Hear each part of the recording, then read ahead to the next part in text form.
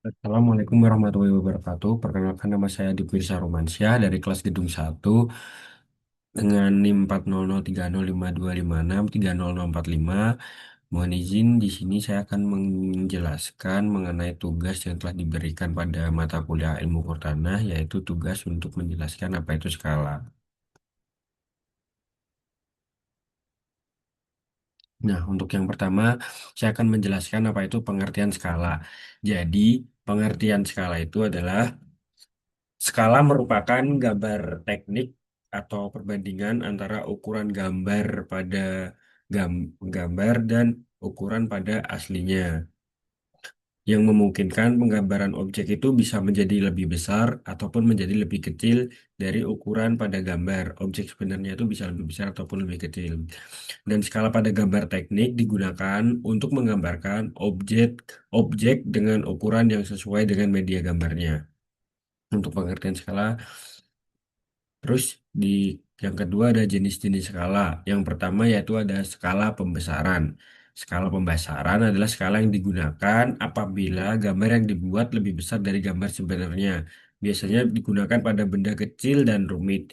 Untuk contohnya biasanya ini digunakan pada partikel-partikel mesin dan juga partikel-partikel industri yang biasanya tuh objek aslinya itu lebih kecil daripada objek dalam gambarnya. Jadi skalanya itu menggunakan skala pembesaran. Terus yang kedua ada skala pengecilan. Skala pengecilan yaitu skala yang digunakan apabila gambar yang dibuat lebih kecil daripada benda aslinya.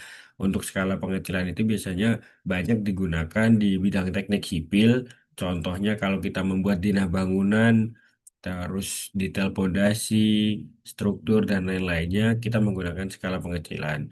Terus yang ketiga adalah skala numerik. Skala numerik adalah hasil data yang diperoleh melalui pengukuran yang ditampilkan dalam bentuk angka-angka yang absolut. Untuk rumus dasar skala yaitu yang pertama adalah ada tiga. Yang pertama untuk rumus mencari skala yaitu jarak pada gambar dibagi jarak sebenarnya. Terus yang untuk mencari jarak sebenarnya itu bisa skala dikali jarak pada gambar. Dan yang mencari jarak gambar itu bisa dengan jarak sebenarnya dibagi dengan skala. Untuk rumus dasar skala sesuai yang tertera dalam PPT saya. Contoh perhitungan skala. Contoh perhitungan skala yang saya ambil adalah skala pada gambar denah gedung. Alasannya mengapa skala tersebut dipilih? Alasan saya memilih skala pada gambar denah gedung dikarenakan dalam dunia konstruksi, denah gedung menjadi eh, dokumen atau file yang sangat penting. Gambar ini tuh soalnya menjadi patokan, kalau nggak pedoman bagi para pekerja, kontraktor, perencana, bahkan tukang dan arsitektur dan lain-lainnya dalam membangun suatu bangunannya itu memiliki pedoman yang sama yaitu skala itu. Skala ini penting karena semua pihak yang terlibat dalam proses pembangunan dan lain-lainnya itu menggunakan satu pedoman yaitu skala. Dan yang kedua, apa dampaknya jika terjadi kesalahan skala?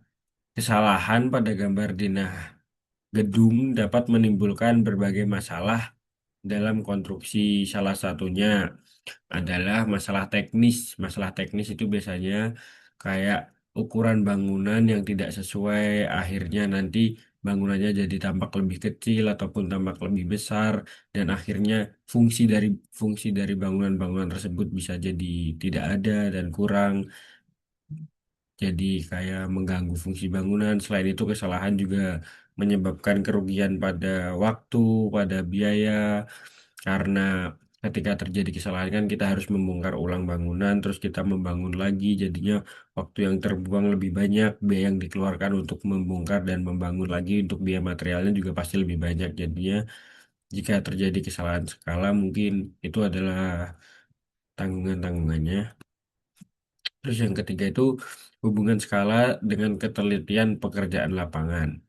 Hubungan skala dengan pekerjaan di lapangan memiliki hubungan yang sangat erat karena semakin jelas dan semakin akurat skala yang digunakan, maka semakin mudah bagi para pekerja untuk menerjemahkan ukuran pada gambar menjadi ukuran sebenarnya. Selain hal itu, skala juga menjaga presisi dan konsistensi ukuran bangunan.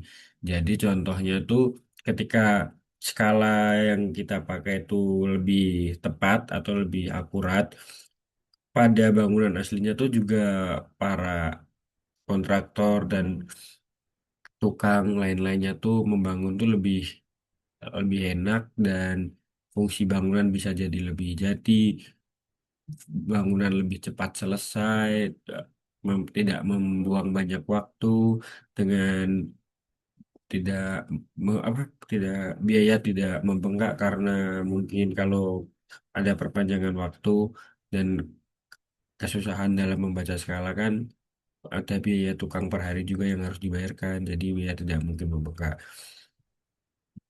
Analisis singkatnya, skala menjadi sangat penting dalam dunia konstruksi.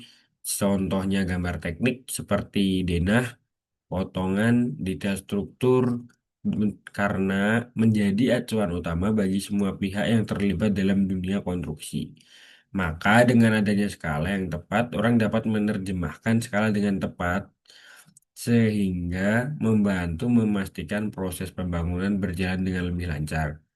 Resiko teknis terjadi apabila terjadi kesalahan interpretasi skala, di antaranya adalah ada resiko teknis yaitu ketidaksesuaian ukuran bangunan pada gambar dan ukuran bangunan pada aslinya.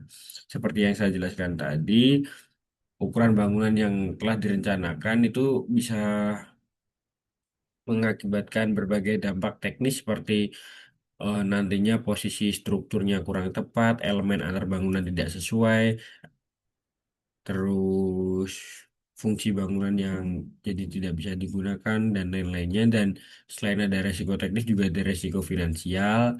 Resiko finansial ini terjadi apabila ada kesalahan dalam membongkar dan membangun ulang bangunan yang menyebabkan pemborosan material dan waktu pekerjaan yang lebih lama, yang seperti saya jelaskan tadi. Ketika kita ada perpanjangan waktu, biasanya dalam skala konstruksi besar ada denda yang harus dibayarkan. Selain denda yang harus dibayarkan juga ada penambahan material, penambahan hari untuk membayar biaya-biaya hariannya, dan masih banyak lainnya. Mungkin cukup sekian yang bisa saya jelaskan. Saya mohon maaf apabila dalam penjelasan saya masih banyak kurangnya. Saya saya berharap untuk penjelasan saya semoga mudah dimengerti dan dapat membantu untuk mendapatkan nilai saya yang menjadi lebih baik lagi. Eh, Wassalamualaikum warahmatullahi wabarakatuh.